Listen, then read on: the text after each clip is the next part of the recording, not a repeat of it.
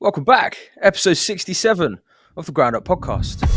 High-speed internet is considered more important than an ensuite bathroom. Which is nuts if you think about it. But I just don't want to share someone else's shit stains when I'm brushing my teeth. The UK government is now using AI for migrant age verification. 56% of migrants who claimed to be children were later assessed to be adults or admitted they were over 18. How does that work though? Measures your wrinkles.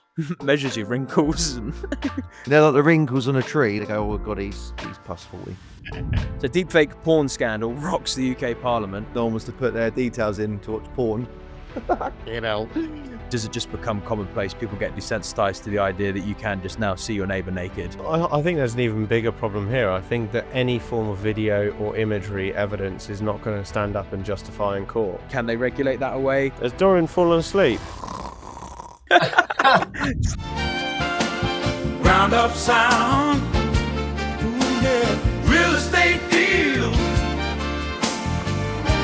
We lay them down. Let's get those deals. Deals. Deals making money, baby.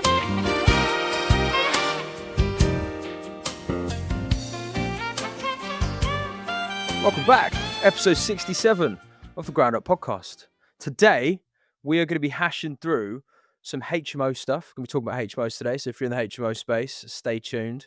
We're talking about the government introducing AI in droves to all various parts of government departments, which is a sign of things to come. We'll talk about the fallouts of those things there. The anticipation for the autumn budget, the spend's just come out for the deficit spending in June, which was insane from Rachel Reeves in government. And that is creating a lot of speculation for increased taxes coming in the autumn budget, which does affect the economy. We'll talk about some of those bits as well. And chat shop, see how things go. If you're new to the channel, thank you for tuning in. We are 4 property developers from the UK. And every week we get around the mic and talk about what it's like to run our businesses. We're doing lots of stuff. We're busy lads. And if you enjoy this sort of stuff, then share it. Subscribe. Big love. Thank you. Jack, happy birthday. Happy birthday, Jack. How's the week been, mate? Yeah, good. Pretty intense, but all good. All good. Being ripe old age of 34, I used to feel really young in property and business, but now I feel pretty old. Coming onto the events and all the whippersnappers are running around doing bits and bobs. Yeah, business as usual. I'm actually always one of those people that like, for example, I spoke to my mum yesterday and she was like, what are you doing for your birthday? I was like, why I always do on my birthday? If it falls on a weekday, I'm working. And even if it falls on a weekend, I might work.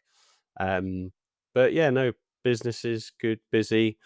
XP Surveys has had another really good month. Just almost hit 50k again in revenue, which is nice to see. It's pretty busy in the office at the moment because we've got a new starter in XP Surveys who's the business manager, and also we've got interns in. So I'm always I hate them not being busy, so I'm always trying to find them tasks to keep them busy. And it's actually really nice having people that are in and actually get a good labor force, because I'm getting them to do a lot of like templating and forecasting and stuff. The stuff that you go, it'd be really handy if I had that, but I can't be bothered to spend a week on it. I just get them to break the back of it and get going. But no, all good. It's also a really busy time because my brother's getting married this weekend in Italy. So obviously that's one of the downsides to having family run businesses. It's like everyone's like everyone in my family is flying to Italy tomorrow for a week. Well, Rob's off for like 3 weeks. So yeah, just trying to get sort of all of them with a bit of work continuity and things shuffling along, which is all good, mate. Banging. Stu? Yeah, happy birthday, Jack, mate. 36, eh? God. I mean, I'm 4 years ahead. Are you 34, 36? You're 34? 34, yeah, 6 years ahead, mate. Fair play. And no, I'm all good. I've just had a week off, really. Gutted. I'm a little bit jealous to this, mate. God, if I could go back 6 years, oh, mate, I'd be double wealthy. That's just because of the Bitcoin price, mate. That's what. Well, yeah, I mean, another 6 years and that. Let's see where we're at. But yeah, no, I've been away for a week with some friends and some kids. I'm absolutely knackered. It was good fun, but we just bucket it. We've done it for a few years now. We go to Sleeps 12. It's a little website and book a sort of like country manor, and we just all sort of live together from Monday to Friday and let the kids run wild. It's got like a swimming pool and played a bit of croquet in the garden and let the kids go on the swings and slides. Went for a few little walks and it was nice. It was good. Croquet is addictive, man. When you actually YouTube what the rules are, it's like playing marbles and playing golf without like carving up your garden. So it's good. You make this little track. I don't know. It's like putting exactly, but but if you hit another ball, then you get another go. And if you go through one of the gates, you get another go, and you've got to hit the peg and get back. So it's good fun. So we had a few hours of that. Dorian would laugh at this because it's always his running joke with me and how posh I am. My school had a croquet lawn and there was a croquet captain. Get it out. Was he the Were you the prefect as well? croquet Was he? captain? Yeah. I was Croquet, mate. neither of those. I was a troubling little boy at school. Mate, croquet's good. People poo-poo croquet to be like an old people's thing, but croquet is actually really fun. Like croquet's a good game. What about business though, Stu? You're doing a week off. It's a wholesome vibe, but I literally switched off, mate. We're in the middle of nowhere, so I literally switched off. And then yesterday, which is Tuesday, because we didn't record last week for loads of reasons. But yeah, it's just carnage, mate. Come back on, it's just phone call after phone call after phone call. But no, it's good. We're just talking through refinancing versus selling the bank. I think we've decided we're going to refinance it, which is great. And with my investor's hat on, it is good because we're just going to hold the building and let it cash flow. It will generate probably around 70 grand a year between ourselves and the investor. Skyloft's hat on is we've had to put a few $100,000 in, which we have to leave in. It's still creating a yield. And to be honest, I've got a long-term perspective on this property development game. I don't really want to be trying to get fast pounds out of it. I mean, the lofts model is working really well, and that's helped us through finishing that project. But ultimately, my fast pounds come from the operational business. So storing wealth, or 50% of my wealth, with the investors, if they want to hold it, then I'm up for that. Twickenham's flying, and we're looking at another big site in Camberley today, which I'm going straight from here at 9 o'clock to go and look at that. It's 40,000 square foot, I think, so fairly decent size. And it's not on the market yet. We're just getting dibs in there before it goes to market to see if we want to put a quick bid in. Still raising capital, and we've had a few issues with a site in Sunbury I was looking at. We were buying it with the uplift in planning and with a big planning play in the car park. If anyone's interested, DM me and I'll send you over the video and the investment pack that we built for it. But ultimately, we were going to build quite a big. We're going to build 225 block units in the car park and in the industrial park at the rear. But the permitted development is going to lapse before we can get network rail in place. So we went back to the vendor and was like, look, we don't want to buy a premium with planning and not have the planning consolidated. So we'll either chip you 30, 40 grand while we get the new planning in, and we'll just re-update, because a lot of things have changed in the last few years under PD. So we said to them, we'll get a quote for it. Well, if it's 30, 40 grand, we'll just chip that off the price. We don't want to make money on it. We just want to make sure we're buying it with planning. And then it basically, he had another offer in that was like 200 grand more than our offer, and was like, look, they're going to do it in 2 weeks. So I said, look, if you need 2 weeks, if they don't perform, come back to us. But this is where we stand. We're not paying a premium for a building that hasn't got planning in place. So I'm a bit gutted about that one, because it was a good size. I'd much rather do 2 or 3 of them a year and make decent money, if make bigger strategic plans rather than run lots of little commercial sites. But on the flip side of that, the HMOs are also flying, and I'm out there actively looking for another few of those, because they almost happen. I've just done a deal with my electrician. Sorry to chat. I've just done a deal with my electrician, who's actually going to sort of manage the whole MEP on the HMOs as well. So I can just carve them up into a first fix team. They'll go in there, gun all the walls up, clear the whole site, build the loft, get the roof done, leave site effectively, and then have them go in and do all the MEP, all the ducted, everything in one hit, using the same sanctuary, same kitchenette, same everything. Get them off site, and then I'll get a insulation and plasterboard team to go in there, and then we'll second fix it. So basically building it a bit like a productive machine, which is what we do with the loft. So that's quite exciting. But yeah, we just we're doing all right, just cracking on, just waiting for these summer riots to kick off, waiting for the autumn budget, waiting for money to be printed so we can all feel like we're richer again and get high on the drugs of money printing and go around the business cycle again. just to maybe a little bit of context for viewers as well, and for me, selfishly. So we obviously deal with big numbers all the time. So like £1 million can seem like not a lot just as an absolute sum. But Stu, you actually you have a multi-million-pound loft business.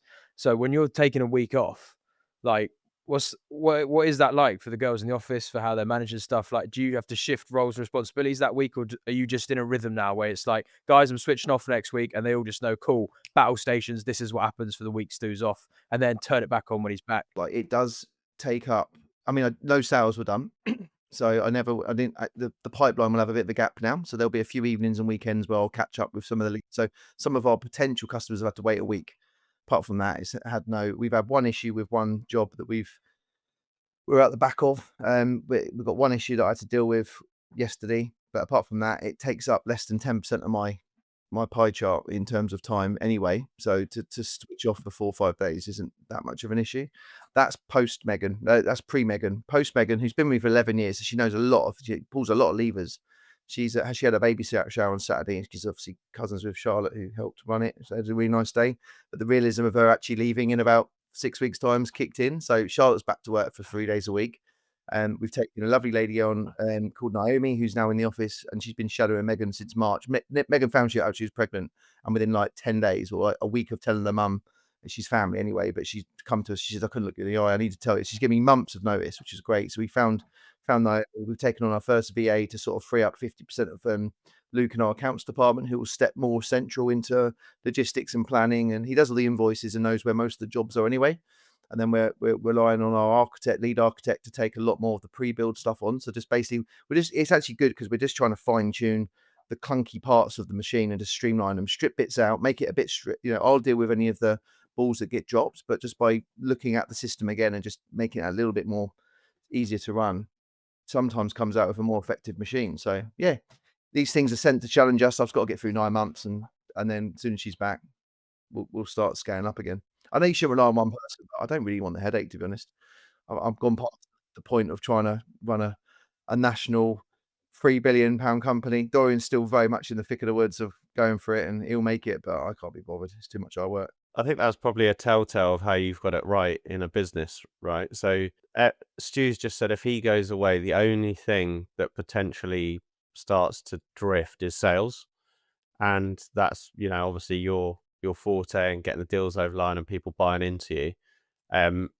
For anyone out there, if you take time out of work and things like filling out forms and admin is what starts to lack, then that's you're definitely not geared up the right way. Those low value tasks shouldn't be the things that are dragging you away from having time away from the desk. Yeah, you got to gear up for 1 day a week. I think even when you're growing a business, you got to try and gear up to have at least 1 day a week and keep that a bit of a routine where it's your time. And whether you want to spend it on the business or with the family or go for a walk or just switch off from it, I think as long as you've got yourself 20% gear in to have your time, then when you do scale, it does become a lot easier to sort of step out for 1 or 2 days out of the business. And then you get a bit of time freedom back. But it's a 10-year play. Like I've been doing it since 2013. And up before that, it was 5 years with my first business, which was a construction business. So it's been 15 years in the making, but it is what it is. It is a beautiful thing though, like you say, having the trading business on the side. Like it's like our lettings business, and to be fair, all the buy-to-let stuff we're doing, it's like it's so autonomous. It just happens, and you're just like, oh, great. More like I think about cash flow and capital in chunks and like isolated stuff to projects and things like that.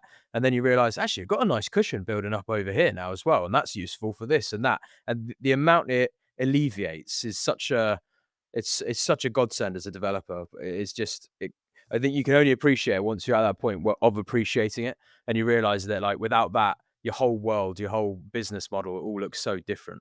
Not having that security, so fair play, mate. Nicely done. 13 years, yes, taken to build that. 2013, I set Skylofts up and actually left my loft business that I was with for 7 years to set up a construction business in 2008. So I've done 5 years with two brothers where I needed that support from two other builders. Basically, if we were to fucking fuck something up, I'll get my rollers out, they'll get their rollers out, and we'll get it done. That was the sort of mindset of it. And then from 2013 to 2020 was just Skylofts, and then from 2020 to 2025 is now the developments, which is a side hustle alongside the loft machine.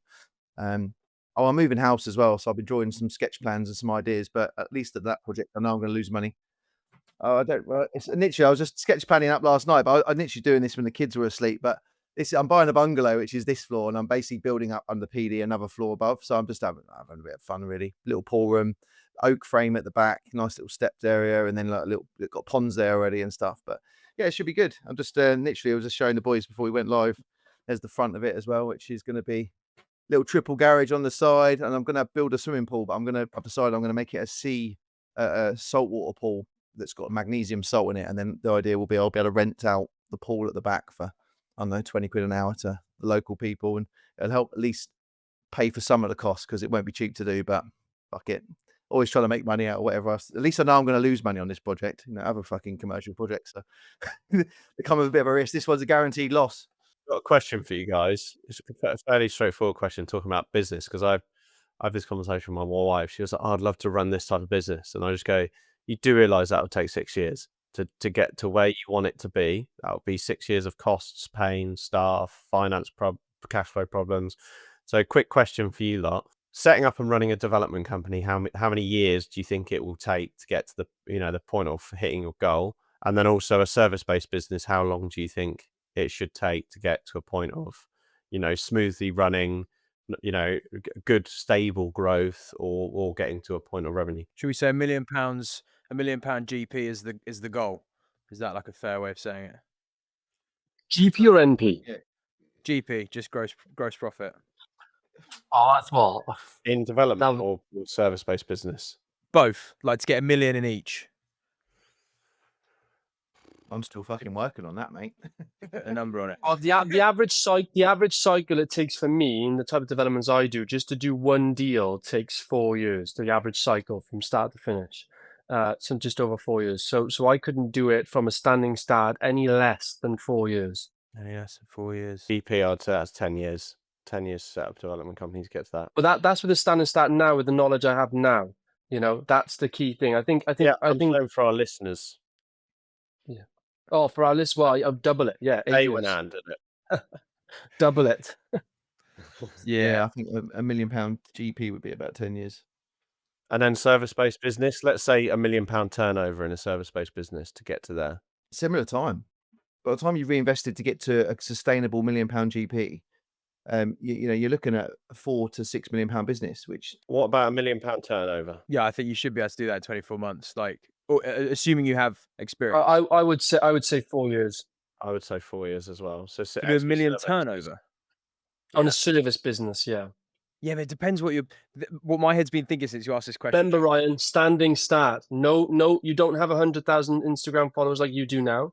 You have a standing start. That's what we're talking about. I would still say turnover of $1 million. I think you should be able to do that in 24 months, but it does depend, because all I've been thinking since Jack said this question is, what model though? What's the model? Is it high cap to high ticket? Well, look, I'll give you an example now, right? I'm spinning off a separate potential business to what I'm doing now. It will break $1 million turnover within the first 6 months, but that's because it has an anchor client straight away.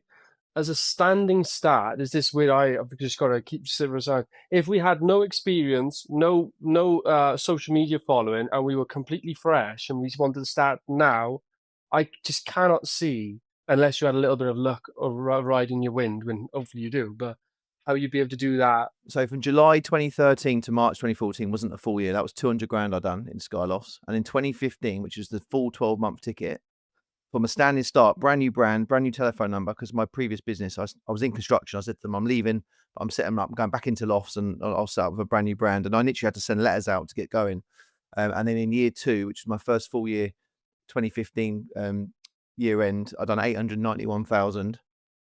And then the year after in 2016. So this is second year, 1.4.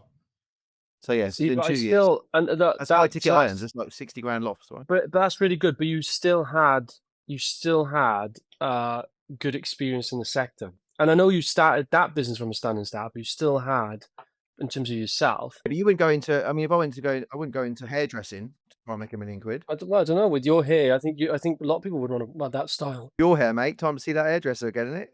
The barber. Have you No, I'm noticed? just scared. You're I'm doing it right. scared. Like, I'm scared. It's like me and Jack got the same haircut, and there's you two. Yeah, exactly. Two blondes push it back. You two push it forwards. And you notice you two are in the higher pound per square foot area. Me and Ryan are in the lower pound per square foot. It must be the posh look. You see you two coming a mile away, and those two have money. Yet they see me and Ryan coming, and they look and think they don't have money. Do you know why it is? It's because where we're based, we can have the window open and the wind in our hair. It's unsafe for you to do in your two areas. On to the £1 million thing though. If we're talking no experience, that's a whole different ball game. Like, if we're talking no experience, as in like you're out of college and you want to start your first business. So let me simplify it then. So one of our people in our network, no experience, 21-year-old, wants to run their own business. They've built a business plan on a service. Let's say they want to go into running a M&E business or fitting solar, and they've got a business plan. What would you expect the year that they tip the point of £1 million turnover? All right, if they're doing solar, yeah, let's say they're doing solar. What's that, like a £5 grand ticket? No, 15.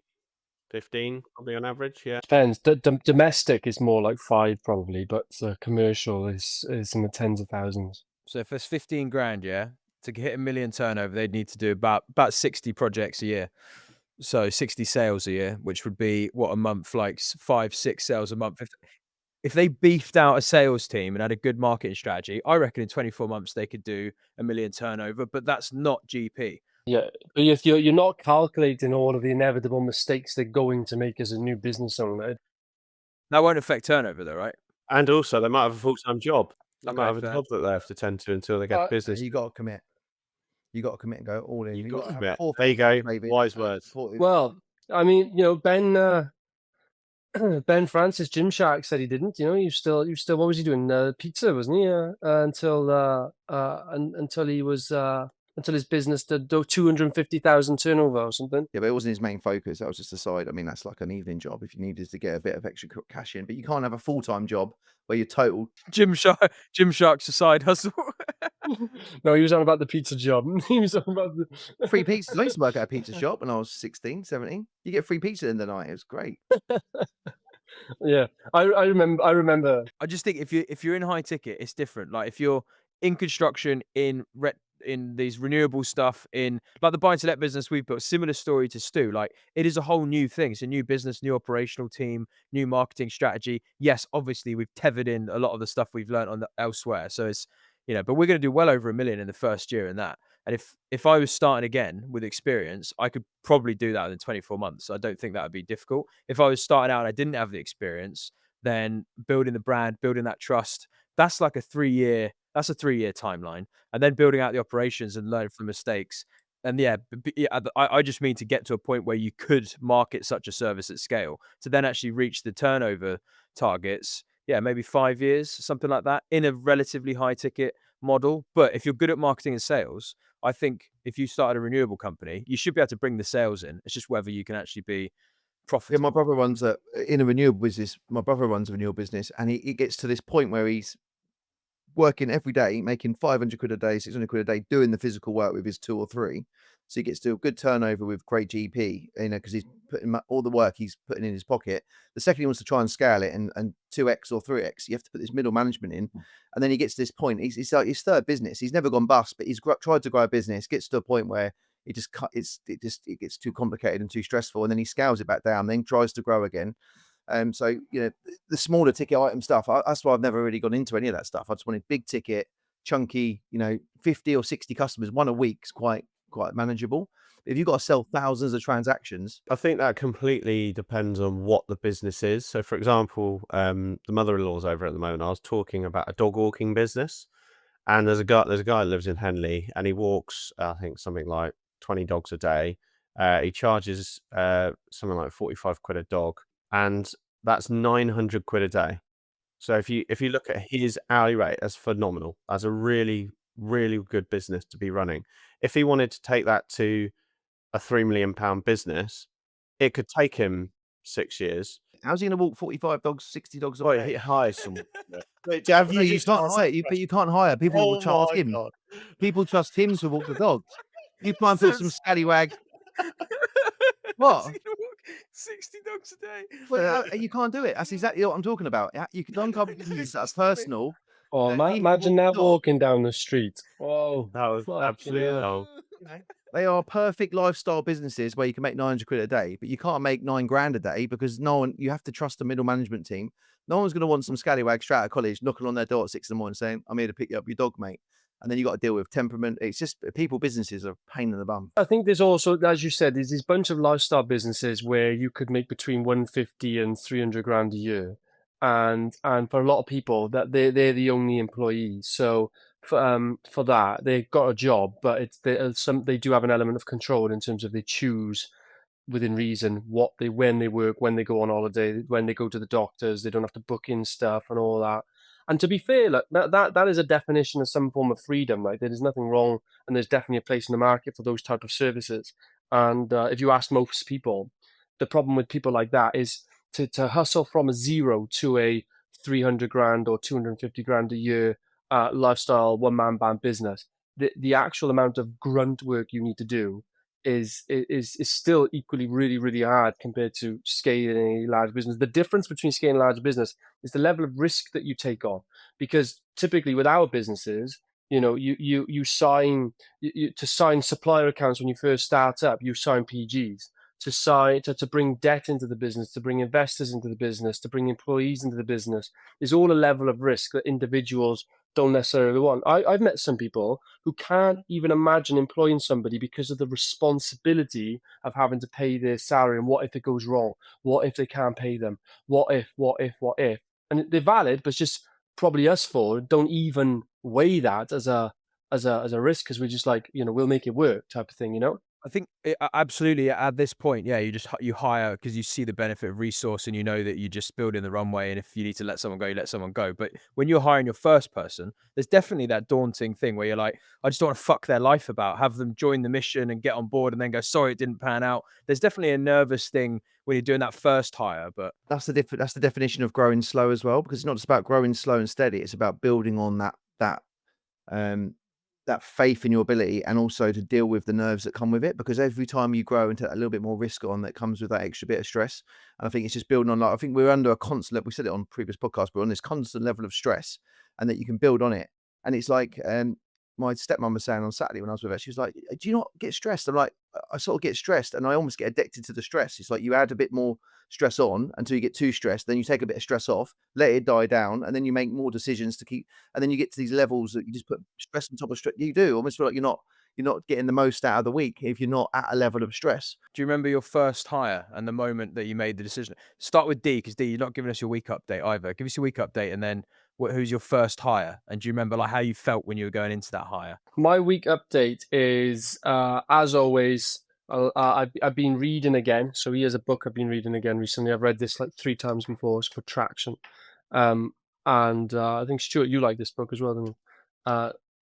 And it's all about building the entrepreneurial operating system. Anyway, good book. So so I've got into physical reading again, and I've also been listening. I listened to a book recently called to do with hunters and farmers, and are you a hunter or are you a farmer? And I feel like I'm definitely a fucking hunter. But my week update is good, very productive. There's lots happening. We completed on a deal recently, which is good news. It's a nearly £14 million project that we signed, completed, sold, which is good. We got another nearly £14 million project to hopefully sell in the next 2 months. And we've got a 3-year pipeline, which is great. And I want to just do more. I want to fucking nail the market. I want to nail that. So I'm feeling very ambitious at the moment. I raised about £1 million yesterday, I think, but it's not landed, so we'll see.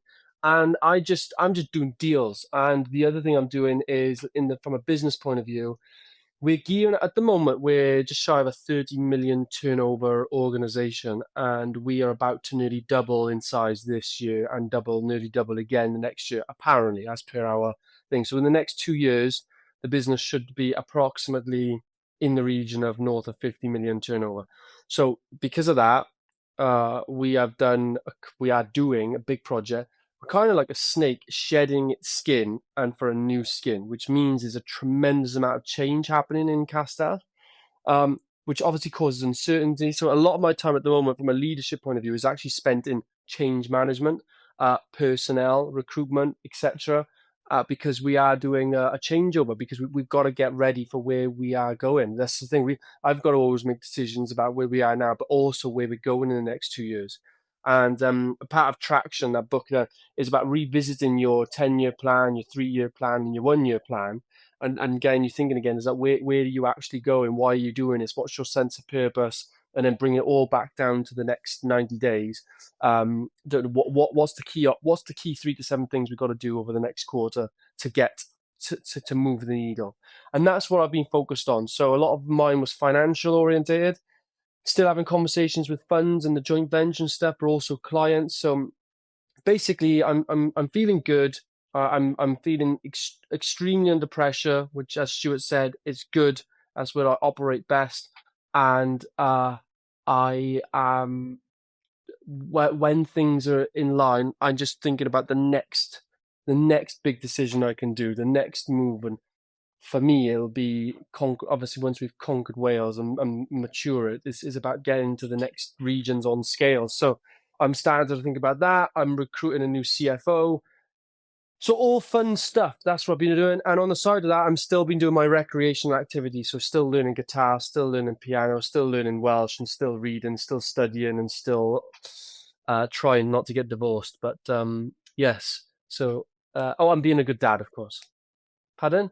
Oh, yeah. Learning how to swim. Yeah. I actually cut my finger. I don't know if you can see that. I know, because I actually got into the swimming groove. So, and this actually is a lesson for anybody listening. I'm a big believer in coachment and training, definitely, and I'm a big believer of shortening the learning curve. And I've got no problem with paying for education. I think there's too many people out there a bit too stubborn about paying for education and stuff like that. I think they've got the wrong message. So, like for example, I was swimming recently because I couldn't run because my knee was hurting, and Dorian, it sounds like you're also learning to play the little violin as well. They only have them in Henley, Jack. That's more of a posh thing. We have rock and roll, you know. Yeah, we don't go to open violin sessions on the regatta. We have raves. No, I'm joking. Yeah, but no, seriously, I was swimming and I was getting fatigued too quickly, and I was like, oh fuck, I can't, what am I doing? And there was a swim coach, and I was just like, mate, what am I doing? He was like, well, pay for a lesson, I'll tell you. It's like, okay. So booked 4 lessons, and he gave me, and I'm going to give you now, guys, the acronym, the secret to swimming. It's called BLABD. So I'm just saving you a lesson. BLABD. Body. Oh, so that was a bit Welsh. Body, legs, arms, breathing, twisting, turning, timing. If you master those 5 things, you will master swimming, my friends. How's that blabbed? Body, legs, arms, BLAB, breathing, T, blabbed. Oh, blapped. Ah, okay. Right. Got you. I was thinking ED. And same thing, when I wanted to play tennis, obviously tennis coach, all that sort of stuff. And this is just my recommendation to anybody listening. If there's anything in your mind that you want to do, get a coach. It is that simple, and you will shorten the learning path. So I can play tennis quite decent now. I can swim quite decent. In fact, I'm swimming so well that I got lost in the moment and punched the wall. That's why I cut my finger. Loop on the full story.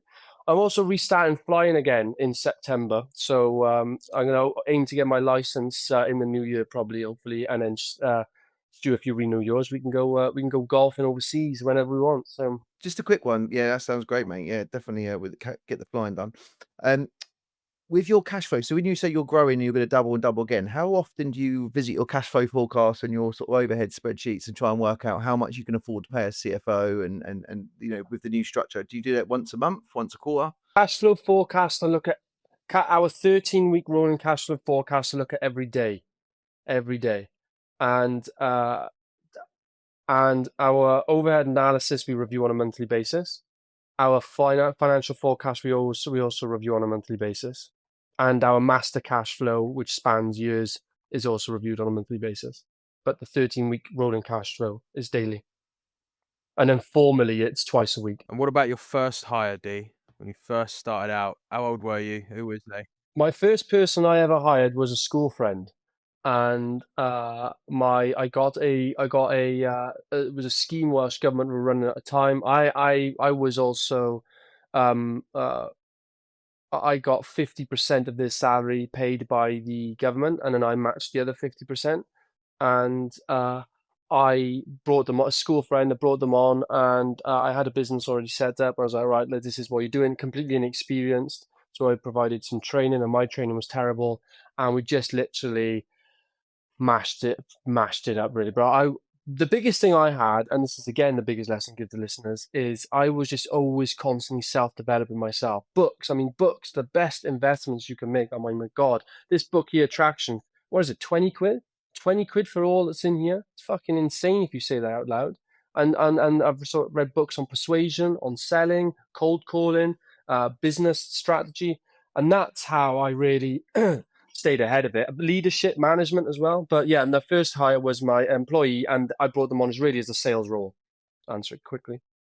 And then in Castell, the first employee I brought on was an apprentice again to help me with project coordination. Well, I brought two on, one to do that and one to do bookkeeping. And what about you, Jack? First hire. Office manager, always tackle admin first, because then it leaves you to do the high value task, so in all of our businesses, the first hire we made was always admin heavy to give you more time to do the high value tasks and get shit done. What was it like though when you knew you had to hire that person? Were you like conscious of anything, nervous of anything, or The phrase, if you had a gun held to your head, you'd get it done. And I kind of feel that's how I'm born with employing people. Like, I'll make it work. It's not. Sometimes you don't necessarily know how, or you haven't got the cash flow, or you haven't got that deal. So for me, I was just like, I'll make it work. But yeah, I suppose the bigger turning point was actually when we had an office, and then it feels more real, and you've got loads of heads in that office and people working away.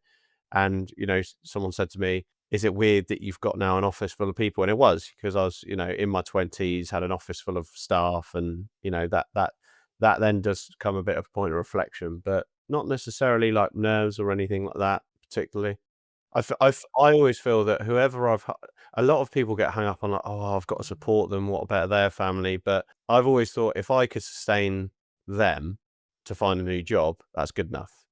And there's never been a point where we haven't been able to do that. I mean, obviously, sometimes payday comes around and you're like, fuck, the bank account's low and you need to hustle shake a few trees of invoices that you've got out and things that you've got to move around. But I think the fundamentals are, that's business, and you've got to be able to take those risks. And I was going to say, actually, when Dorian breaks £50 million turnover, I'm going to get him a new map that's a lot bigger and doesn't look like he's got it from Poundland. yeah, tiny on that wall, mate. Get a mural on that wall. What about you, Stu? What are you saying, Stu? First, I can get the atlas, mate, all put over the whole wall. And mine was exactly the same as Dee's, really. It was a school friend. It was operational logistics rather than sales. So I deal with the front end and put it on their desk, and they would hustle. I think with what Jack just said, I was thinking when we got our first office. So with my first company, we done the ego thing. We went and got the yard with the roller door and the mezzanine floor, and we spent 50 grand kitting it out. And then we were there for 3 years, and we're like, we're overspending this. It's crazy in a downturn in the market. Oh, it wasn't that easy to run and grow a business at the time. This was 2009, 10, 11. And then I was like, we made a fucking stupid mistake here. We're spending fortunes on this ego thing that no one comes to. So when I set Skyloss up, I wasn't scared about taking him on. But we went into a service office that was a fucking horrible concrete box in the middle of Farnborough. It was the cheapest place that someone told me about. And it's absolutely adequate for what we needed as a service-based business. And the best thing about being in a serviced office, I could take an office on no bigger than my office here. And then as we grew, we would then move up to a slightly bigger one on the second floor. Then we went to the fourth floor, slightly doubled again. And then we went to the second floor again and doubled again. And it was great because you didn't have to change any of the banking, any invoices. It was just Westmead House Farnborough, Skyloss Westmead House Farnborough, and that's where we were based. So that was quite good. So you learn a lot of lessons from doing stuff and making mistakes previously to then apply to new things moving forward. Yeah, so it's just taking what you've learned previously and adapting it, going, that was a stupid thing to do. And turnover is vanity at the end of the day. It's all about profit and pound notes, and then how you reinvest those pound notes into your business, which is the strategic bit. And then you've got to have an end goal. So like traction is basically knowing where you want to be 6 months to 12 months. And I'm on a different journey to you boys now. I'm on a different destination. I'm thinking about the family home, the forever home now. I'm not interested. I've got the family, got the kids, now got to get the house, finish that and build a base. And then my direction will change again, but that's going to be my next 5-year plan. And if we do a few developments along the way, happy days, keep Skyloft sustained, happy days, and just keep trying to enjoy life, really. don't forget that magnesium salt pool, mate. Don't forget that. People pay good money to go in those, have a swim for an hour. Bring your shorts when you come down, Roy, in about 6 years' time when I finished it. Spend £3 million. Business model, charge £20 a session. Honestly, mate, well, 5 hours a day, it'll pay for the heating to keep the house on, right? I don't know. You're going to walk 60 dogs. It's impossible. Just love that Stuart's thinking of one person with 60 dogs. No, I wasn't. I was trying to say. No, I know. No, you can't scale. It's a full lifestyle business. Oh, that's good. All right, let's get on to HMOs because HMOs are fun nowadays. So let's go. So we know Coho. I'm guessing all of us guys know Coho. I know we've been to some of their events. So they're a management platform in the UK. So for our viewers' benefit, they're a management platform, particularly for shared living, so HMOs. I actually don't know exactly, but I'm certain they do a mix of student and professional lets. So the report, the high level reporting data we're going to look at is going to be a blended, most certainly a blended tenant profile of students and professional workers, which I think is an important caveat. But they do the annual report on the market, where things are going and stuff like that. And I just thought we'd bring this up. I know the three of us here, excluding D, do a lot of HMOs. But D, I know you know a lot about HMOs anyway. You're in the market, and they're becoming a very, very common thing for investors to look at. So let's dive into this a little bit, see if we've got any interesting anecdotes for the viewers. So insights from Coho's State of Shared Living 2025 report reveal the significant financial opportunities and challenges in the growing HMO sector, impacting landlords, investors, and policymakers. So if you go to Property Investor today as a source online, you can find this report from Coho for anyone that wants to go and have a look at it. I've taken a snapshot of some of the key headlines. So a little bit of reading here, but guys, just like stop me if you want to touch on any of these points before I just keep waffling through them. So modern tenants want to know who they'll live with. 66% of tenants said that knowing what their future housemates are like before moving in is important. Okay. Does that affect them making a rental decision or not?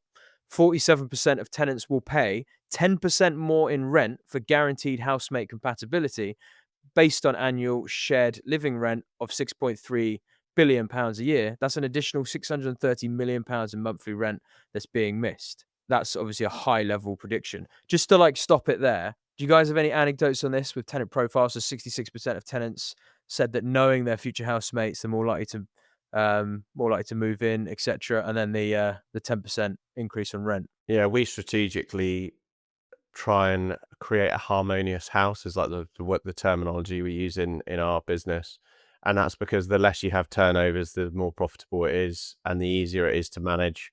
And they actually they stay longer, typically if they get on with everyone in their household. So before, we've actually had it where we've got them all on Zoom call and introduced a potential tenant just to make sure it's the right fit, both for the new tenant and the people in the house. You don't give them complete control because you'd end up, they'll be, the tail will be wagging the dog. They'll be running your business and not filling the rooms. But we definitely do this. It's easier to do when you've got oversupply and you have a room that goes available and you've got 6 people that are interested, and you kind of cherry pick a couple, and then we definitely work with this. But then we don't do student, we do professional. So with professional, where it's extremely different, is student is typically all of them come into the house for a period of time and then all of them leave. Whereas I think this is more important for, and also in student leases, typically they're jointly and severally liable for the rent. So they have to get on, they have to pay the rent, they have to be, a cohort. Whereas with professional lets, they're only independent for their own room and their own front door, and they can go and stay whenever they want. So we've always been pretty hot on this. Well, my brother running it in the letting side of the business has. I don't know how much of it is true between someone saying that they will pay more and actually doing it. Exactly. Yeah. That much. I just trust the letting agent I've worked with for quite a few years now. I trust her judgment in terms of who she puts in. But if it was me making the decision or you making the decision, do you think you could be a bit biased and go, well, actually, I would prefer these people rather than these people? Or do you think that's got a play in doing that? Because obviously you do create a bit of a cultural. Yeah, I mean, typically it's kind of aligned, because you want someone that's polite, diligent, and in terms of living with other people, not sort of like scatty and all over the shop, not too loud. And that is typically what the other housemates like. They don't necessarily. I think one consideration, which is definitely something to consider when housing, is we do pay quite close attention to genders. So for an example, if we've got a house of 5 guys, we won't put a lady in that house, because it's not actually good for that particular tenant unless they're well up for it. We don't overrule it. We just say we always disclose that there's 5 blokes in the house. just to have, be carte blanche, and then it's really good to have a balance. We found that when genders are balanced, you have, the girl that works in the local pub, she's sort of mothering one of the lads who's just in his first job, and he's working in an engineer's role, and she sort of helps him with his washing, and vice versa. He helps her with the Wi-Fi. It's really sweet. That's kind of like the ethos of obviously shared housing. So that's probably one quite leading factor. But yeah, I don't. I mean, the difficulty we have from a buyer's perspective would probably be referencing. So like, what's their what's their background? Have they got good credit rating? Can they income support the rent roll? But by the point we reference, we typically selected that tenant anyway. Yeah, Jack, that's a big point. We've had multiple times before where a tenant has been like, "Oh, two of my mates are also looking for somewhere," and it's like, "Yeah, but your two mates aren't in good enough employment to pass the referencing." And it's like, yeah, they say they will pay the rent, but if they can't prove it on paper that their income supports that, unfortunately, as much as I know you want to live with your mates, and I want you to live with your mates because you're more likely to stay, if it's unlikely they're going to pay the rent, then there's three of you that could suddenly gang up on us, and it's just not it is a balance. Sorry, Stu. Yeah, no, it's a great point. I mean, I'm quite detached from the people who move in there, but and we're not really building. I mean, the student stuff's great because it's 5 in one house, it's one AST, it's 5 guarantors, and let them have the house for a year, and you generally get, if you organise the year in advance, you get good organised students. With the professionals, because we've got they're almost like little mini studios, so they have got WhatsApp groups, and I just think it's that type of character where people, that the free spirit type mindset of wanting to have the adventure and live somewhere for a year, 2 years. Some of them have stayed for like 5 years now. It's mad, but they're happy and they're comfortable and it's their home and it's great for us. Yeah, I think if there's a WhatsApp group they want to get involved, I think that's what our letting agent does. She sort of says that you can join this group, and this is what the last 4 or 5 activities they've done together. And if they're quite up for that sort of stuff, then it's going to be a good fit. But yeah, I just stay away from that part of the business. I'm just interested because if I was doing that, I think that I would have a bit of a bias and go, "Oh, I don't know if you're right or wrong," and almost like trying to put people together. But your reasons why you'd say someone's wrong is probably the same reasons that the housemates will think anyway. And also it's really good to have a mix. All of ours are 2, 3 girls, 2, 3 boys. I'm actually going to find out after this how many in my mind. I think there is 50-50. But HMOs are so good because I never have to go there, never have to get involved. It's just, they're beautiful and they pay every month. But I think I've got 50-50, I would say.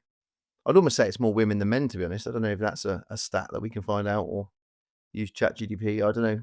I think it'll be so area dependent. I'm pretty sure we've got significantly more men. Yeah, nationwide. Yeah, it's probably is, mate.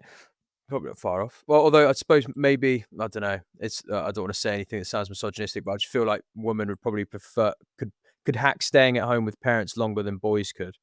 Would be my assumption, but I don't know. That could be an absolute load of tosh. But a couple more stats then, just on this. So fewer than 1 in 10 tenants feel that safety is ever a concern in shared housing, while only 9% consider housemates' noise a deterrent. I can tell you that noise is one of the biggest reasons that HMO housemates will fall out. Like noise and cleanliness and hygiene in the kitchen. Those two things are the biggest reasons where tenants, even if they get along well, won't remain getting along. One of them's playing games too loud at night, or playing music too loud, or they're just a night owl, so they walk around the house slamming doors, or they're just unhygienic in the kitchen. I lived in halls at uni, and it would piss me. I like things in order and quite clean. And one of my housemates was a French guy, and he would always leave his shitty washing in the sink, and that is my pet peeve. At least if you're not going to do it in the sink, so you got to take it out or do it to wash yours. So I'd flick it with a stick out the window and go, "Fucking get." No, I used to pile it all up and push it right up against his door, so that when he opened his door and stepped out, he kicked it or stood in it. And that was always satisfying because you can hear it. I'll be in bed and I can hear him kicking his dirty his dirty dishes across the hallway.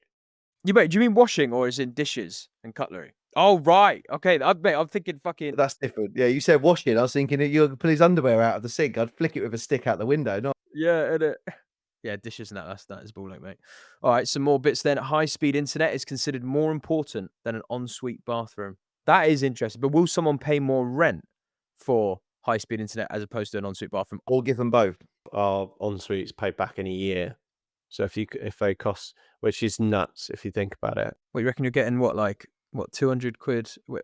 Yeah, yeah. Yeah, we're maybe 100, 125 quid up here more for I would ensuite. say 2 years, I think. With the kitchenette and the ensuite is a 2-year repay, but a 50% ROCE on that investment. And also, I wouldn't live in a HMO without my own ensuite. Maybe it's a bit pompous or whatever, but I just don't want to share someone else's shit stains in the toilet first thing in the morning when I'm brushing my teeth. I need my own space, like a little hotel room. You don't go to a hotel and share a bathroom. You know, for an example, I was chatting to one of my employees because I helped him move house probably 8 months ago, and we offered him one of our rooms, and he just said, "No, I just look for the cheapest option." That was his mindset. It didn't matter what it was. He just said, "I just wanted the cheapest option." So, Stu, you know, we're not all like that. They're built that same way. Obviously, me and you are more sort of, well, and Rye, premium HMOs. So we build what we would want to live in. Yeah, but I don't think there's nothing wrong with that. I just would. Could you?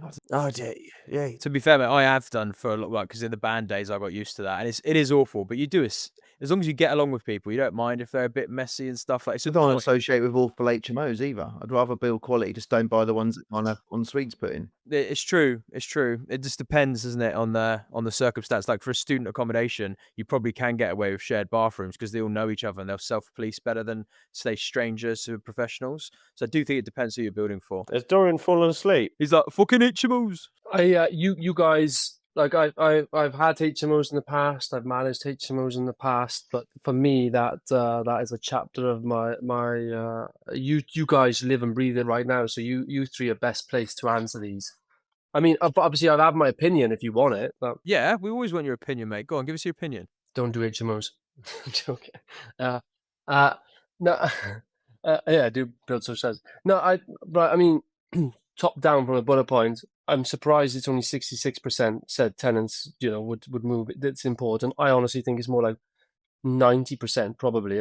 Probably the way they've done the questionnaire. I think if anybody knows at least one person in a house share that they know already, it's going to make them a lot more comfortable in reality. Paying for more, knowing that I can see that definitely. Or obviously economics come into it. Price is important. High speed internet, obviously that is classed as a necessity in today's world. Safety, I think, as Jack mentioned, mixed. I've only ever come across that when it's mixed genders rather than in single genders. That becomes more of an issue. I don't know about people saying they share with fewer than 5 housemates. But the ones we were involved with were both shared bathrooms, but that was where the problem was. It's more about, and then if they have their own bathroom, it doesn't really matter how many's in the house. Is from what I kind of had anyway. Especially like what Stuart does. If they have their own kitchenette, then they kind of got their own mini studio. It doesn't really, if they have to share a kitchen, that's also. Sorry, Ryan, you're probably going to say it, but it's the shared amenities where it becomes a problem. I would say it's an important caveat there, just on some of this data, is nuance is always really important, and data sometimes can make you think things bullishly, but actually the less than 6 people think, and there could be so many reasons why that's beneficial. It's why we focus on 6-bed HMOs, because we've seen it with the 8 beds and we've got 8 beds and 10 beds, and they do churn quicker because people just get fed up of living with lots of people under one roof, even if you have 2 kitchens. Yeah, but if you had 10 studio flats, 10 HMO studio flats, then it would be different. And exactly that. It's nothing against someone wanting to share a bathroom, but why would you want to fill up your portfolio with headaches? I'm all about trying to do minimum resistance. And I'd just rather not buy the HMO that can't get 6 en suites for 6 bedrooms and have 3 sharing 1 bathroom and then having all that land on my desk, which is just not, I'm not interested in any of that. I'd rather just keep it simple. Yeah, I think 6 beds where you can make them mini studios and they share one common area for like bigger cooking facilities. I think that's the sweet spot for tenants sharing. They can get to grips with sharing with 5 people. They're sharing with 8 people, 12 people, 15 people. It's just, as a tenant, you just go, I'd rather not. We did 3, 4 and 5 beds, loads of HMOs, but we're actually finding it really difficult to make any houses under 6 beds work at all. Now, I love them. I think they're really good houses to have because they're just, they tick over. They're a lot more nicer. If you have 4 tenants and they're all en suite and you've got a shared kitchen, I think that's a perfect HMO.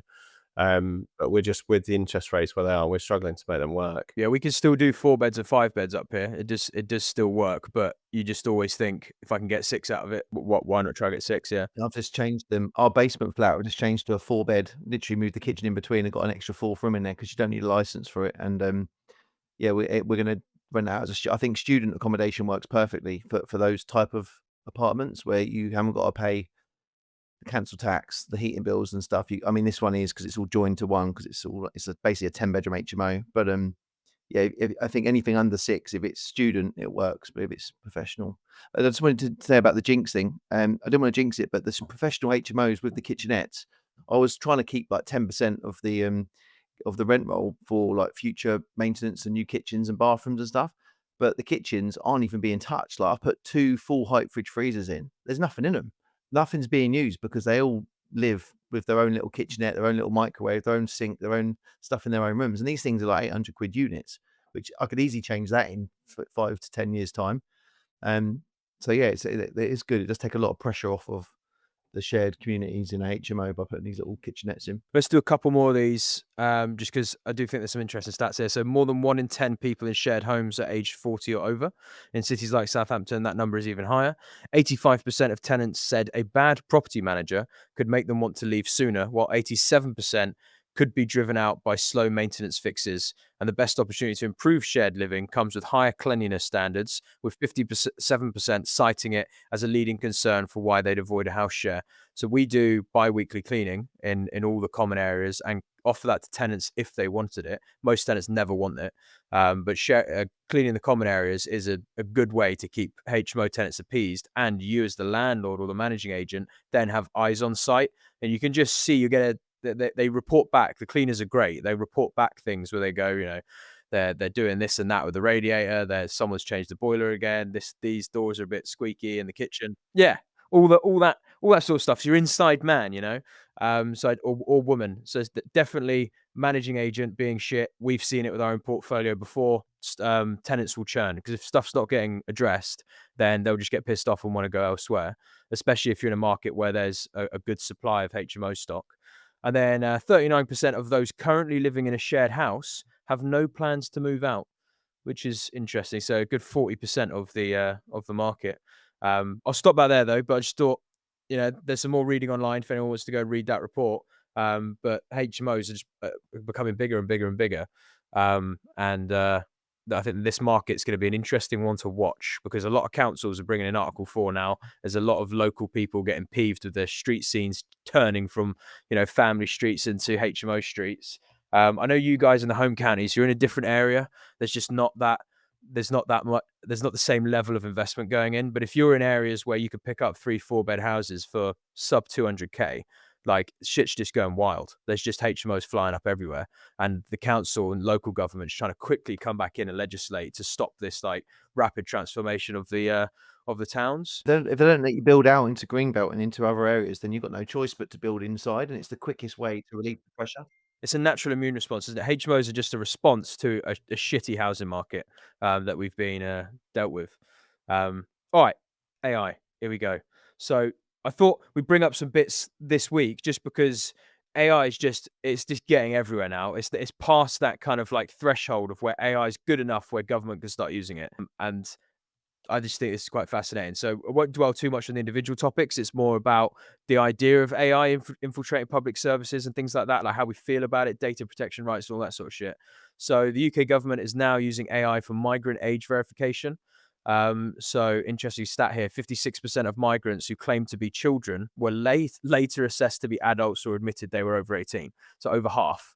So they're going to use AI as, some kind of like visual biometric scanner to give them a sense check on their age. How does that work though? Measures your wrinkles. Yeah, I'm guessing they'll do all that sort of stuff, see their hand and see their face and measures your wrinkles. And That's it. Like a tree. Like the wrinkles on a tree, the rings inside a tree, they go, oh God, he's plus 40. Or you're just expressionful, A quick separate one because it came up this morning when I was looking at something. Did you see ChatGPT's now released an agent mode, so it can go onto your computer and like open up different tabs and go from different files and like try to complete tasks for you with prompt rather than just give you information. Do you know what I mean? It's the next big boom, isn't it? Like the GPT model came in and helped in like a 2-dimensional way, but the agent layer is a whole different paradigm. It's a whole 3-dimensional thing. So yeah, we're going to see that play out over the next year, and definitely for anyone out there, look into the agent stuff, because the sooner you do, the sooner it will help your bottom line. Just on your previous slide, which was, I think China already has like really advanced AI. What's the word? Photographic. I think, well, they especially their build-up areas. They're highly developed and in terms of surveillance, and well, I don't think anyone's gonna go missing in China if they don't want to. If they want to find them, is it? But do you reckon they'll bring that level of surveillance over here with AI? Well, we spoke about this a few months ago, if you remember, because they brought in those CCTV cameras in Camden or Croydon, I think it was, for crime, and that's the sort of start of a precedent there. Did you see Trump and Starmer's thing about Mr. Khan? Oh yeah, Mr. Khan immigration. Yeah. Well, he's actually a friend of mine. It was quite painful watching that. If you saw you see the contrast of what Trump's saying, where it was like, yeah, we would never tax farmers' inheritance, like there's the suicide rates, things like that. And Starmer's just sat there like, yeah, we'd never raise tax. We're trying to bring taxes down for our country because obviously that's good for the working people. Starmer's like, yeah, immigration, you can't have immigration, like, 'cause it's obviously destroying the country. We put a stop to that in America. Starmer's like, yeah, like it's just the contrast of the two people. Trump cares more about British people than Starmer does. But how have we got to that position? It seems crazy. Did you see the online safety act? Lots of beautiful people. Yeah. Beautiful people. Did you guys see the Beautiful online country. safety act? You see this online safety act stuff? I didn't bring up on the docket. Yeah. I see that. Yeah. That's obviously, well, there's going to be a lot of people out there now that they have to have a conversation with themselves if they want to access some adult content, that they have to give their ID over, or find a new outlet. Yeah, like I think VPNs you can use, but Have you got around that, Ryan? VPNs, mate. VPNs is the way you get around it, or changing your address. You're looking very well rested. Yeah. I don't want to know the government. I'm into that shit. I just think it's so oppressive. The online safety act. If anyone goes and reads the legislation, like it's just mental. Like they just completely they're outright going, yeah, we're going to censor your speech in the interest of child safety. It's like, yeah, but you let all these immigrants rape our children for like a decade, like 2 decades. Russell Brand's moved, isn't he? He's obviously a big player in freedom of speech, and got cancelled during COVID because he was calling it all of a sham and everything, and he's left. I think he's gone to LA. We're gonna keep seeing it. I think. Well, what's his name left as well, didn't he? Die of a CEO man. Yeah, so I mean, we're losing people because of tax. So millionaires who don't probably care so much about freedom of speech and are moving because of monetary benefits, and we're now losing people for freedom benefits. I say we need to get Mel Gibson in a kilt, send him into London. Yeah, let's do that. Let's petition it. Let's fucking petition it, baby. Did you hear about the VPNs like going 1,800% on the old on Apple thingisty? No one wants to put their details in to watch porn. So you just fucking send us your VPN somewhere else and get around it. It's just mad, isn't it? This is interesting as well. Again, tying into the AI stuff, we spoke a lot about brokerages and stuff like that. Don't want to dwell too much on this. It's more just a sign of the times. Just wanted to keep touching on this kind of AI thing. But the UAE PropTech Husby raises $59 million for a European expansion. Long story short, it's a fast growth PropTech company. So his geezer on left a dwarf. I think he sat down, but he must be smaller. Is that the political correct description, Jack? Is that how you? I wasn't brought up in a household of political correctness. And we was talking about something else, and all of a sudden, is that guy a dwarf? That guy a fucking midget. Hey, look, I'm the midget on this podcast, so watch what you say, boys. And these guys, there's some stats on them just there, but it's better to go do some reading on Husby to get the full gist of it. But essentially, they've created a kind of middleman marketplace between people looking for mortgages and then freelance brokers who are then plugged into the banking products, and then they have all the CRM tools and everything native to Husby on that software. And it essentially just means that people being able to get mortgage advice, get placements on their mortgages, and passing through all that detail and data is centralized, automated, and a hell of a lot quicker. Doesn't omit the necessity for a broker, but it certainly reduces their workload, meaning they're going to have to bring down their fees, but they might be able to do more as an individual, could increase volume in the trading part of property, which I think is quite interesting.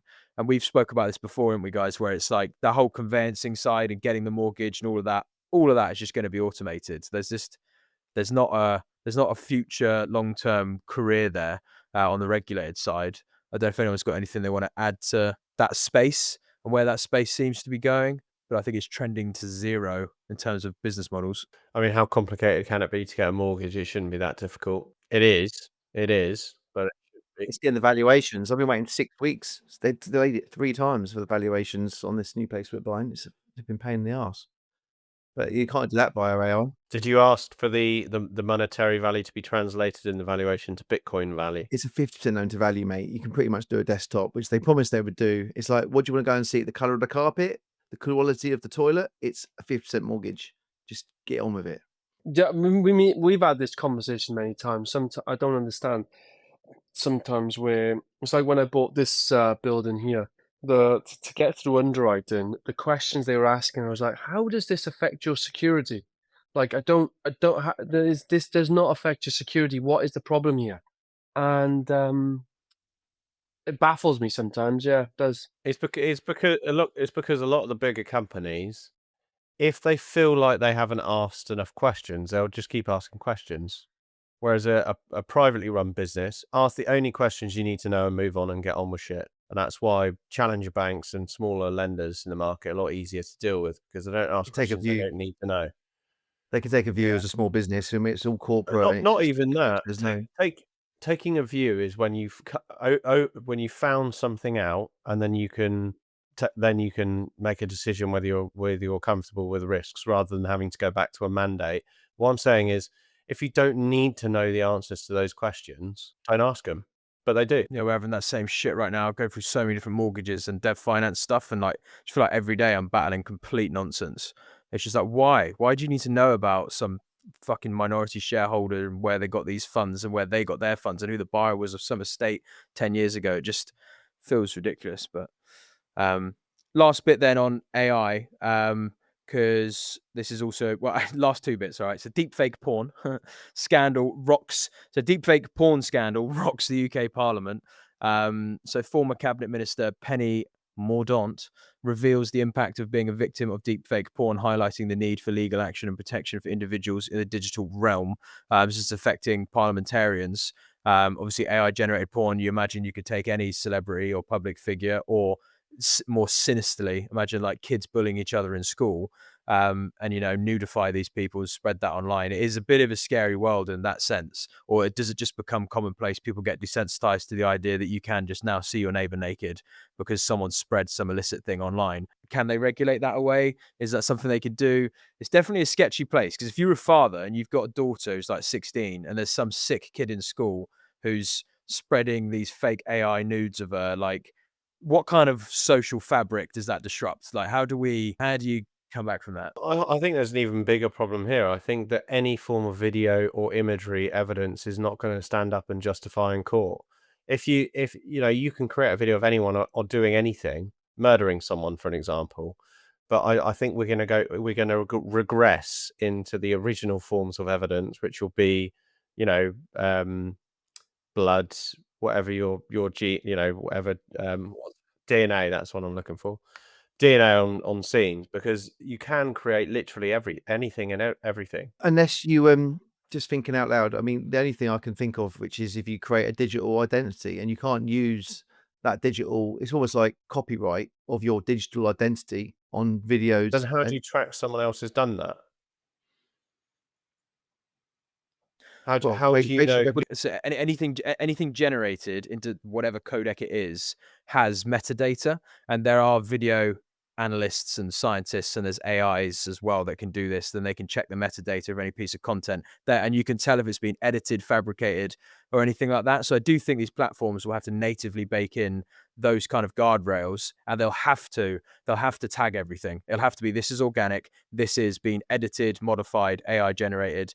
They'll have to start tagging social media ecosystems like that. Otherwise, people, because can I add one thing? Yeah, that's maybe not so obvious, but to me, the thing that's scary about all this AI stuff, I think people are very quickly getting used to the idea that anything you're seeing on your timeline could be fake, might be real, might not be. And I think that's fine. Human psychology, we're getting used to that. What I don't like is that makes it much easier for sinister people to hide. But let's take Prince Andrew, for example. Don't know why he's come to mind. He was clearly involved in some scandal, probably a nonsense, maybe not, allegedly. Let's see. But let's say we're in this new world of easily curated AI content that looks like it could be real, might not be real.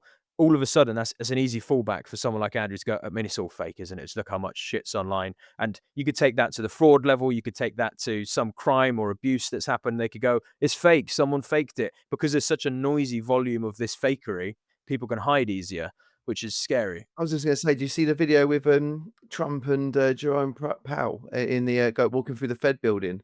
That I thought that was fake. It was like, it looked like a comedy sketch the way he was standing next to him and pulled out this bit of paper. It was like they've overspent. He's like, no, we haven't. He's like, he overspent by like it's 2.7 now. It's like 3.1, 3.2, and basically they've just done it to try and get it on camera. And Jerome's pulling his glasses out trying to look. He's like, well, you just added a building.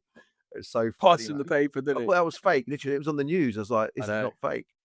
So I'm really hoping that the fakeness of digital consumption and all of the videos that are fake hopefully pushes the humanity that we're in the other way to like more raw experiences, real life, less technology focused, because I feel like we've needed that break to push us away from it. Because I now go on Instagram, and when I swipe, it's an AI created video, and if it's funny, I might laugh, but I'm getting more and more bored of scrolling than I was if it was genuine videos.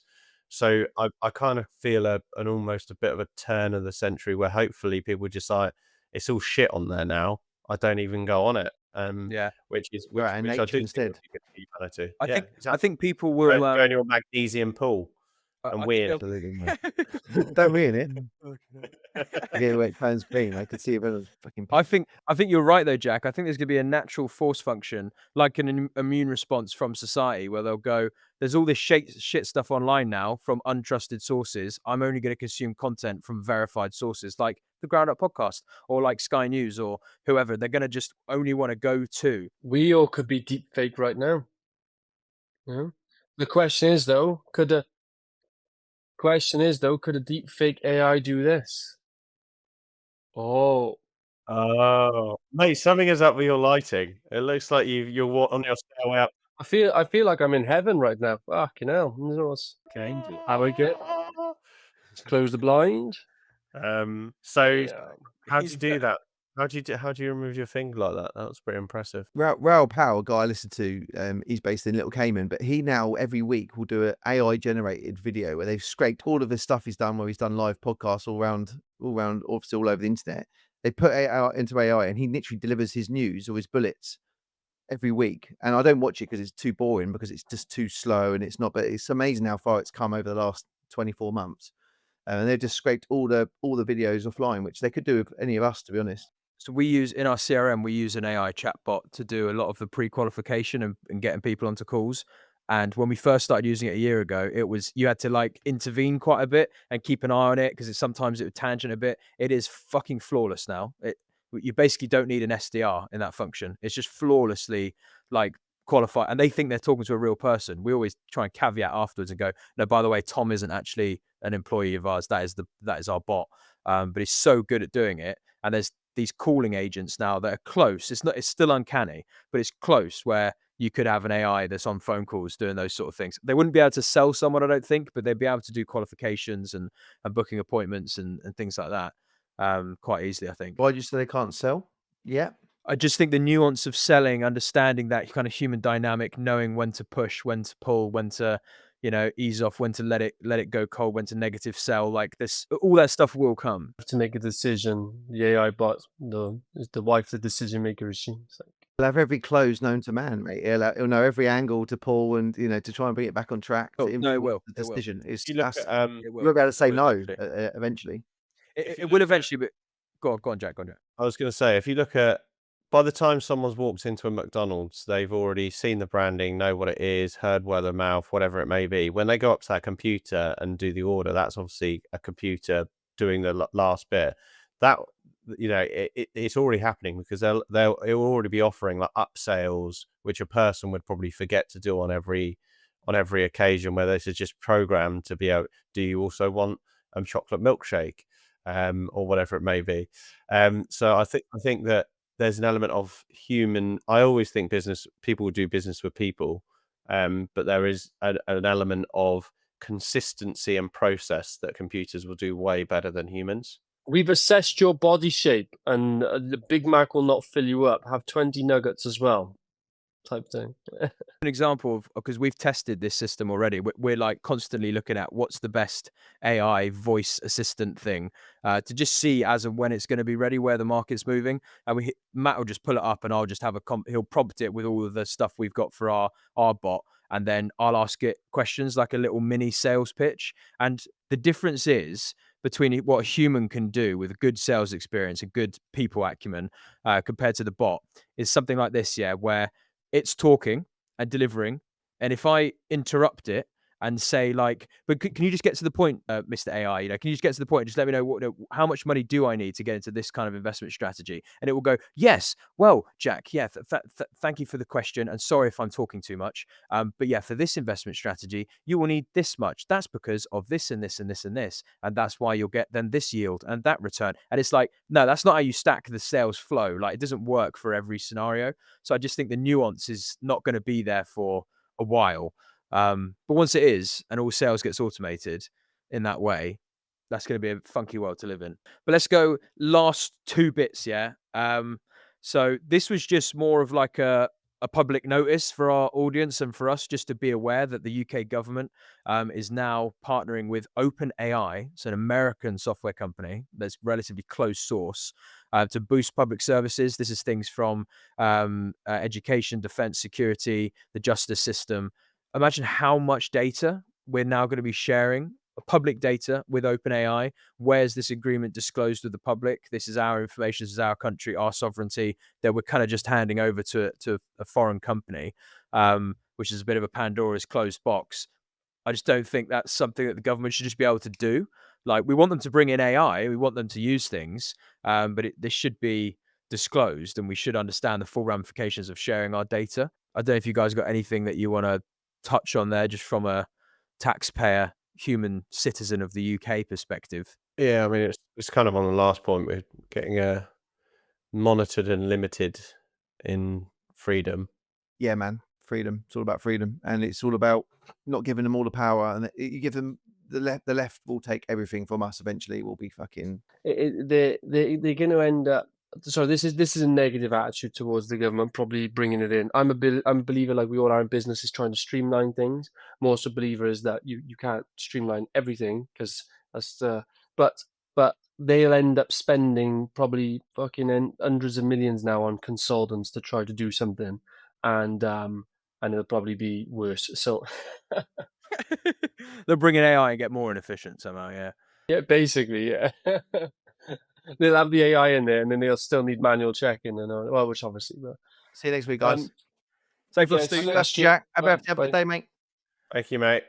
All right, last point, just because we keep banging on about this topic, but the autumn budget coming up. So UK government borrowing surges, putting pressure on Chancellor Reeves. So increasing borrowing, rising interest payments, and potential tax hikes signal financial strain and future economic challenges for the UK government under Chancellor Reeves.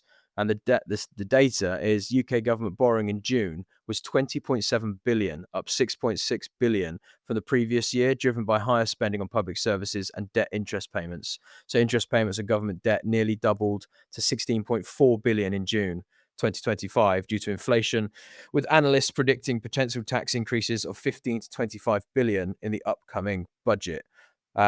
So I know we've touched on this a few times on the podcast, but it's just to keep reiterating that point, that the autumn budget is just is a huge catalytic moment for the economy coming up over the next few months. I don't know if you guys got Anything you want to say to that? Just this level of debt and what the government's doing. I feel like they're fucking sabotaging our economy. I feel like we're seeing like committed sabotage to our economy. But what do you guys think? Like, I mean, it's going wrong in all ways. They're taxing more, but spending more. My biggest problem is efficiency, right? Like, I don't mind if you go out, and for me, as a taxpayer, I don't mind going out and spending £100 a head on a meal as long as I feel like it's worth it. I don't like spending £100 a meal on a meal, and I don't feel like it's worth it. So that my problem with the tax at the moment is just how inefficient it is. We all pay tax. I'm happy to pay tax. But, I'd rather pay slightly less. I think the way that it should go for business owners is you pay less until you get good inertia of your business of growth, and then you pay more. So it sort of supports your trajectory of growth. So, tax release for businesses under the age of 5 years and blah, blah. But anyway, but what pains me is inefficiency and inadequacies, where they're just wasting money. We talked about the bat tunnel on HS2. That's a prime example. Like whatever the funds are going to be, is it worth it? I mean, it's crazy. it is mental. D, how do you feel as a taxpayer? I think they're going to hit a lot of stealth taxes in this in the autumn budget. So I think, but yeah, it's one of those typical things, isn't it? They think that I think they underestimated the how kind of elastic the economy / the population is in terms of if raising taxes in today's world, and how digital and free it is. The people can leave a lot quite easy actually in today's world. So that it's all counterintuitive. That's the problem. I don't think they're not really operating from a growth mindset. They're operating from a fixed mindset and quite a negative mindset, where you kind of do have to invest and speculate to accumulate and encourage growth, even on the face of it, that in theory means less tax, but you have more people coming in. If more people come in paying slightly less tax, it might be better than higher taxes, but no one coming in, everyone leaving. Yeah, I think that on the spending side, it's a clear issue of top-down economic Spending is efficiency. It's always efficiency, as Jack said. That's efficiency, but distribution. Because if you look at what Thatcher did, she empowered the worker. Empower the worker, because people are much better at spending their money than the government is. Whereas the government now, they just think that they can throw money at the problem top down. More housing, more subsidy, more grants, more this and that, and business will grow. And it's like, no, that's not. You've got to empower the worker. The worker has to see more at the end of the month. well. I think that's what they tried to do with the benefits reform, but they couldn't get it through their own party, and that in itself sums up the problem that we've got. Is that benefits reform suggests they're not workers, right? It should be the workers, the business people.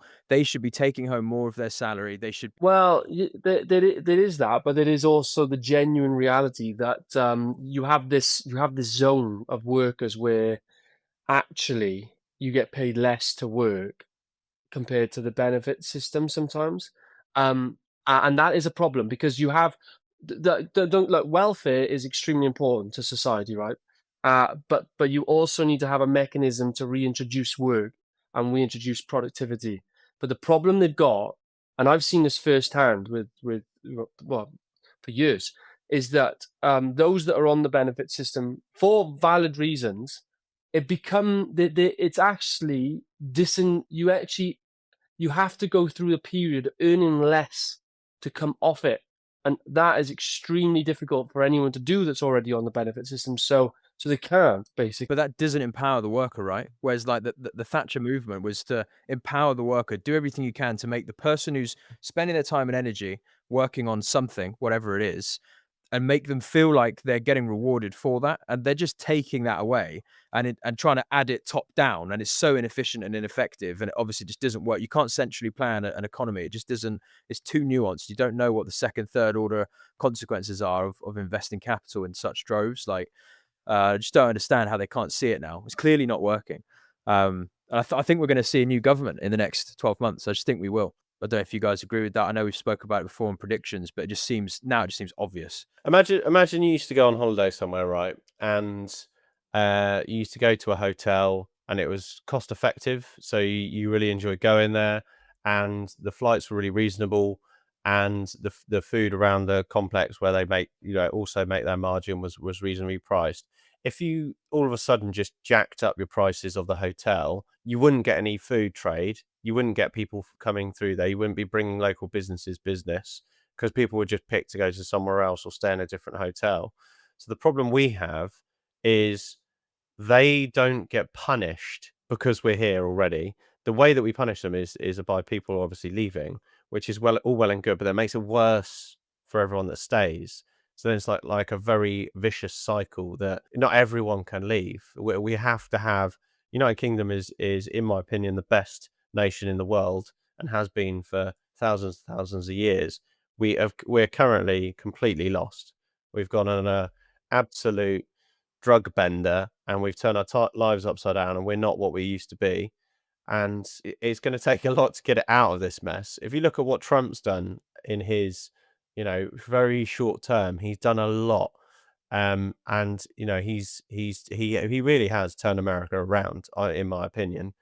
And I think we need someone that bullish and that I do think we need entrepreneurial spirit in politics. I think that's really, really healthy. You need a party, though. You need an entire party with a majority for that, because the problem we have in the UK, the way we're set up, is you could have a very ambitious, growth-minded PM, but he wouldn't get jack shit through because his party can rebel against him, can't make any decisions without having approval with most any meaningful decisions. So you need the actual entire party to have that mindset. That's in theory where. Mind though, D, that was the same issue for Trump in his first term, where he had that kind of self-cannibalism happening within his party.